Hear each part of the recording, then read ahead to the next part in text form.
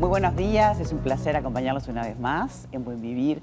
Hoy vamos a hablar de un tema difícil, vamos a hablar de eutanasia y lo vamos a hacer con el doctor Diego Velasco Suárez, abogado, profesor de la facultad, una persona que se ha dedicado a este tema, autor de varios libros y especialmente del libro que vamos a presentar hoy, Eutanasia y Dignidad, un libro que justamente habla y funda y explica lo que es verdaderamente la eutanasia. A veces estamos confundidos.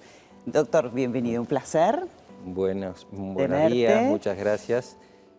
Sí, es un tema que sobre todo confunde por la terminología que se utiliza. Y cuando a alguien le hablan de eutanasia y opina sobre la eutanasia, muchas veces está pensando en otras cosas distintas. Está pensando en ese pariente al que me dijeron que lo sacaron de ambiente, que vayamos a despedirnos. En la sedación, Y eso digamos. es sedación paliativa, que no es eutanasia.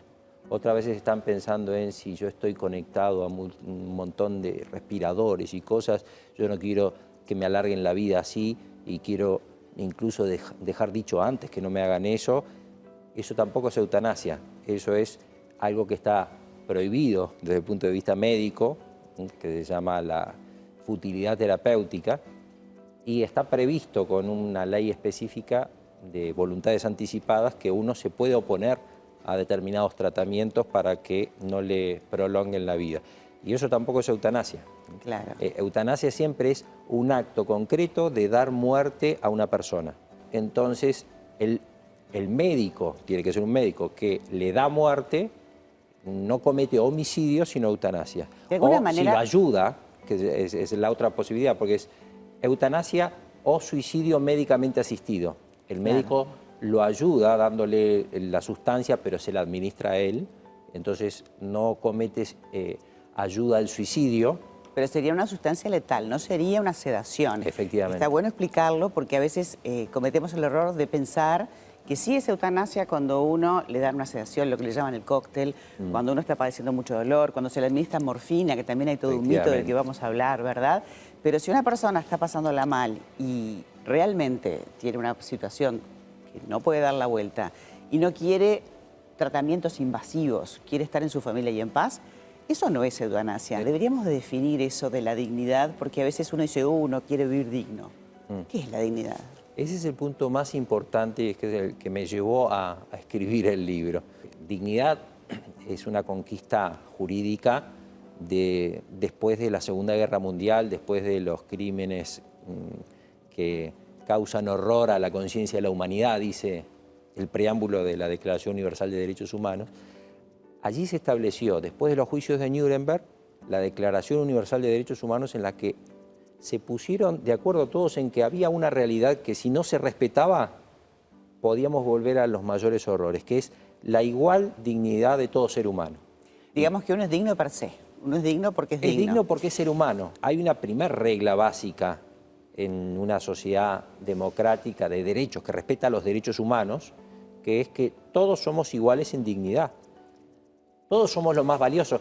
Y a lo más valioso uno quiere que sea, es lo primero. Yo no le digo a una persona que la quiero mucho, ojalá te mueras. No, claro. Y tampoco nadie quiere que la gente lo pase mal, ¿verdad? En realidad acá es una delgada línea donde uno tiene que comprender lo que es la eutanasia. Si bien hay varios países en que existe, es legal, y de hecho en Suiza si uno tiene depresión uno puede pedir eutanasia, pero ya es como el extremo, ¿no? Acá se ha hablado mucho y este disparador hace que la gente lo empiece a conversar, pero lo importante es dar luz y saber lo que es la eutanasia, que no es justamente existen los cuidados paliativos que están poco difundidos y que existen médicos que se dedican a eso.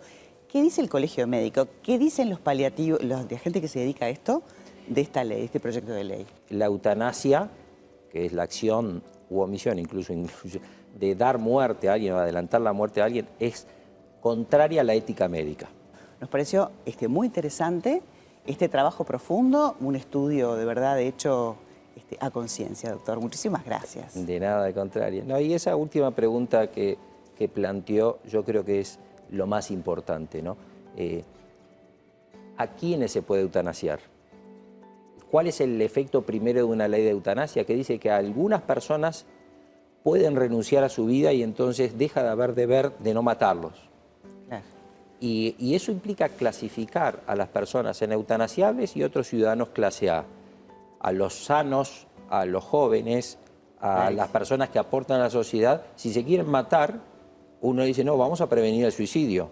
Y en cambio a otros, que no les sirven tanto a la sociedad, dicen, bueno, no, si estos quieren matarlo, vamos a ofrecerles matarlos. Ese es el gran problema, porque pasan a ver vidas que no tienen valor intrínseco, vidas que no valen por ser seres humanos, valen en función de que sufran, no sufran, les quede poco tiempo, mucho y además, tiempo. Como doctor en Derecho era como un deber escribir este libro para justamente marcar la cancha. Muchísimas gracias, ha sido súper amable.